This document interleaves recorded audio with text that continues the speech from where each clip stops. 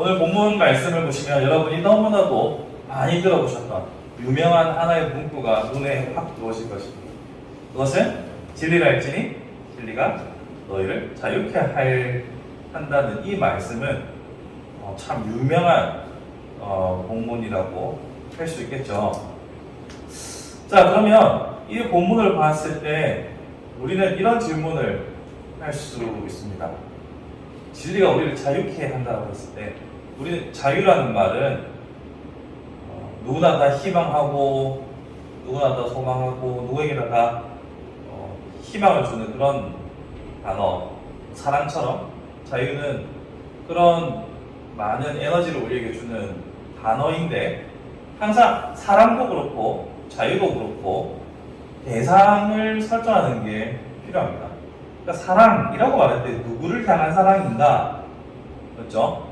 그러니까 이웃을 향한 사랑이라든지 하나님을 향한 사랑이라든지 사랑하는 아내를 말할 때 혹은 사랑하는 가족을 말할 때 사랑에는 대상이 있습니다. 마찬가지로 자유도 무엇으로부터의 자유인가가 정말 중요합니다. 난 정말 자유롭다. 난 진짜 오늘은 완전 자유다 라고 말할 때 특별히 오늘은 자유다라고 말할 때 오늘은 무엇으로부터 자유로운 것인가에 대한 사람들의 궁금증이 있겠죠. 이제 이런 이야기를 많이 하잖아요. 보통 회사로부터 자유, 쉬는 날이잖아요. 그래서 연결되지 않을 권리 이렇게 해서 핸드폰 끄고 놀잖아요. 아예. 그리고 또 가정으로부터의 자유를 얻는 사람도 가끔씩 있죠. 그러니까 가족들이 다 나 빼고 여행 갔어요. 섭섭한 게 아니라 너무 행복한 거예요. 그래서 난 자유다 막 이렇게 하는 사람도 있고요. 부모님으로부터 자유를 꿈꾸면서 독립을 주장하며 나가는 자녀들도 있죠. 그래서 자취생활을 시작합니다. 그래서 그 자유가 너무 좋아서 밥도 끼니도 제대로 안 먹고 집도 춥고 이렇게 해도 그냥 그 자유가 좋아서 그게 힘든지 모르고 사는 그런 청춘들도 참 많아요. 자유는 무엇으로부터 자유한가가 참 중요합니다. 그래서 오늘 대화를 보면 예수께서 너희가 진리를 알면 자유로울 수 있다라고 말하는 순간 유대인들은 뭐라고 합니까? 유대인들은 우리는 자유한데 어디에 속박당하거나 매인적이 없는데 라고 말합니다. 그러니까 예수께서 너희가 진짜 어디에 속박되어 있는지를 모르고 있다라고 말씀하시죠. 자, 그러면 이 사람들이 지금 매여 있는 것은 무엇입니까? 이 사람들이 지금 매여 있는 것은 34절 한번 보십시오. 너희의 진실로 너희에게 이르노니 죄를 범하는 자마다 죄의 종이라 라고 말하죠. 즉 예수님의 이 말을 통해서 우리가 깨달아 알 수 있는 것은 지금 유대인들은 죄를 범한 자요 죄의 종이요 동시에 진리가 우리를 자유케 한다는 말은 죄에서부터의 자유를 말합니다. 근데 또 한 가지 의문이 드실 거예요. 우리는 진리를 아는 자로서 구원을 받은 자라고 믿음으로 고백합니다. 근데 죄에서 완전히 자유했나요? 아니죠.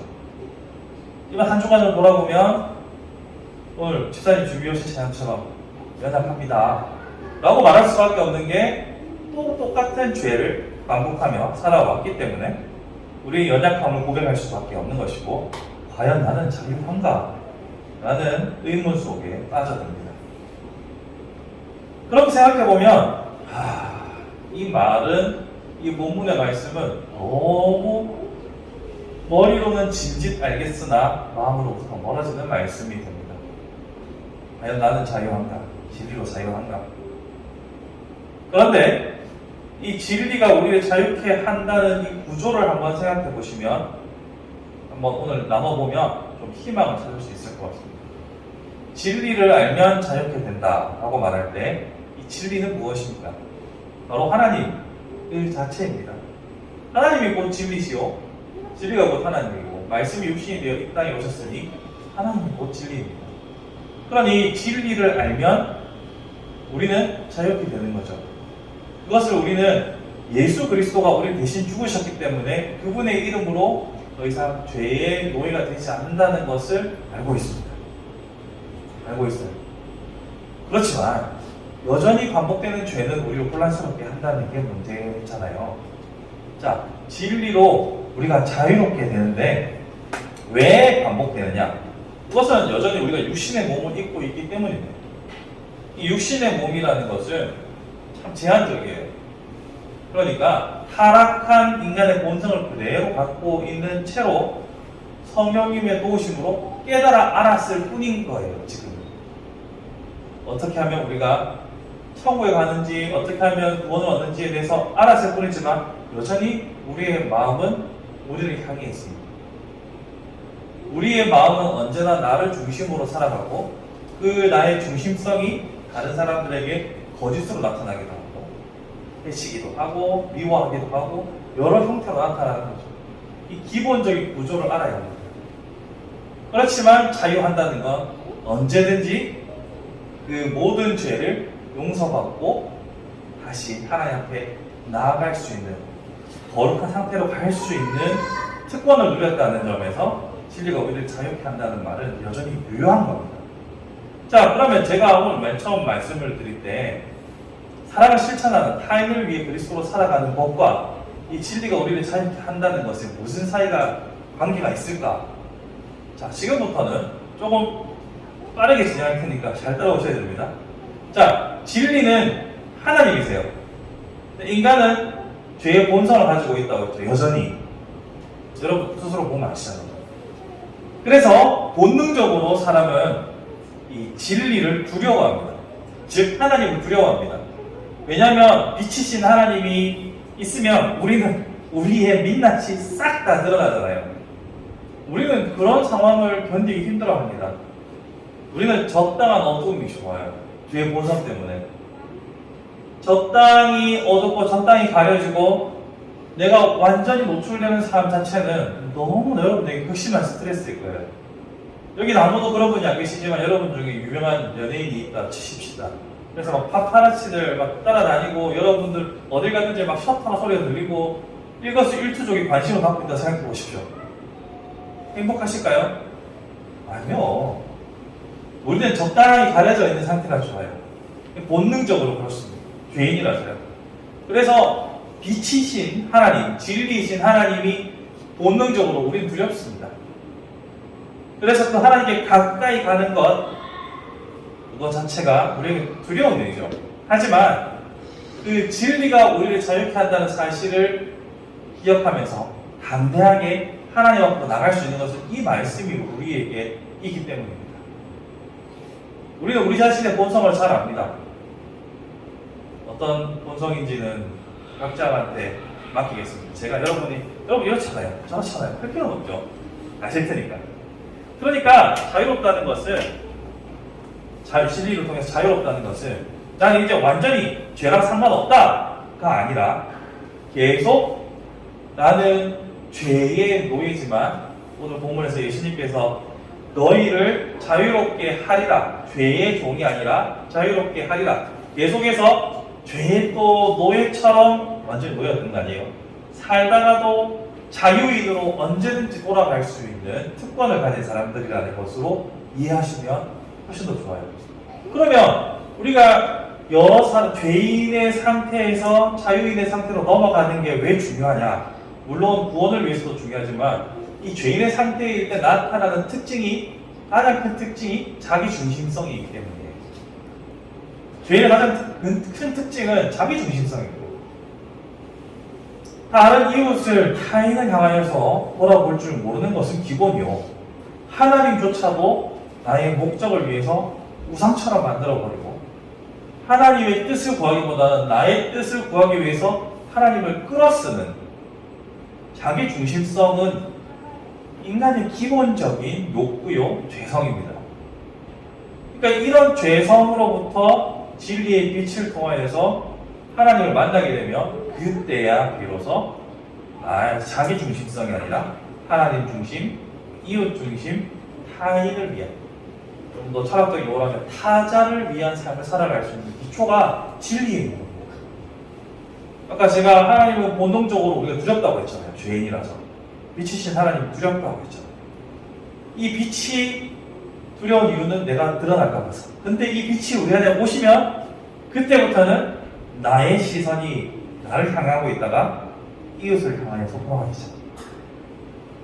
그렇게 하나님이 내 안에 역사하심으로 내가 타인을 향한 시선으로, 타자를 향한 시선으로 시선이 전환되면 그때부터 타인을 위한 그리스도인으로 살아갈 수 있는 것이요, 그런 사랑의 사람이 되면 저번 시간에 말했던 타인을 위하여서 헌신하고 중보하고 용서할 수 있는 사람이 되는 것이죠.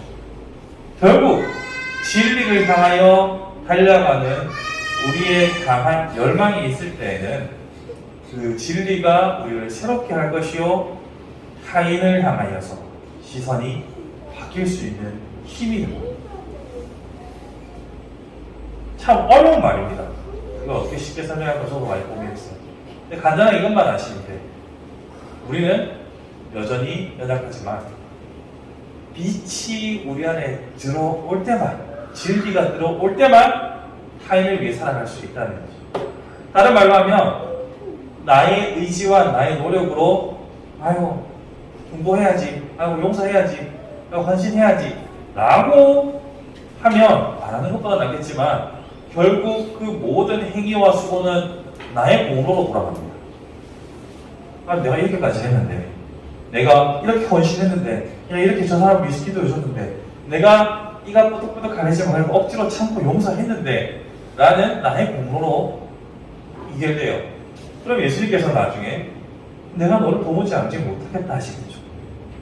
하지만 진리이신 하나님께서 우리 안에 들어오셔서 자연스럽게 우리의 시선이 타인을 향한 사랑으로 바뀌고, 그 타인을 향한 사랑의 결과로 중보하고 헌신하고 용서한다면 그것은 너무나도 자연스러운 일이 될 것이요, 하나님께서 우리를 칭찬하실 것입니다.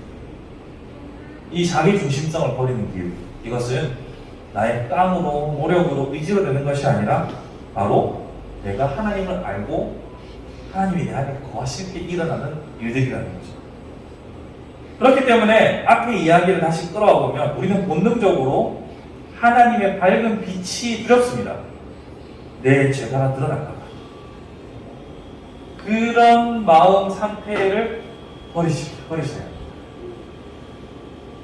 솔직히 내가 좀 하나님 앞에서 벌거벗겨지는 기분 오랫날까지 되신 분위기지만 우리는 그게 익숙하지 않잖아요.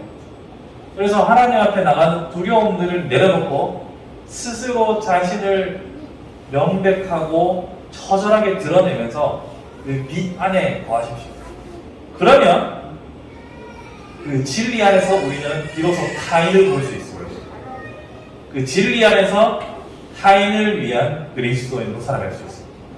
반대로 진리 안에 내가 들어가는 것이 아니라 계속 진리 밖에 서성거리면서 억지로 그리스도인 척하며 살아가면 너무나 인생이 괴롭습니다.